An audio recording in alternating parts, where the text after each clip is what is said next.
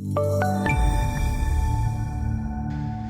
afternoon. This is Todd Colvin coming to you from the floor of the CME Group. We are talking energies and oil back at 50 and above.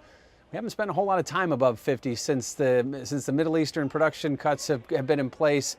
And we've been up here a few times, but been able to hold it. And I kind of look back and say, well, we made a big move on the week, and we've seen, we talk about a number of different variables, why oil should be going higher, but we're really right at the midpoint of expectations. When you take expected ranges and 1 sigma moves and where's the market going, we're $50 is right at the center of that.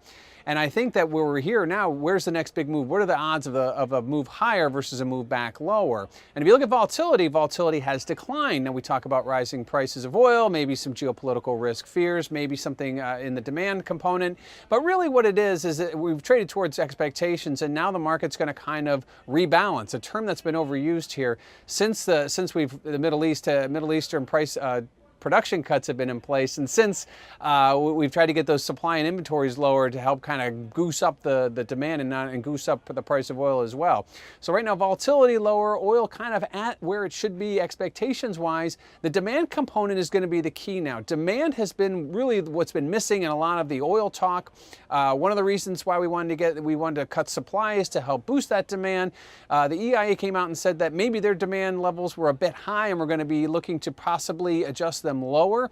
On a global scale, demand is actually starting to pick up, or so we think, in Asia. And so there's a couple different forces working against each other right now.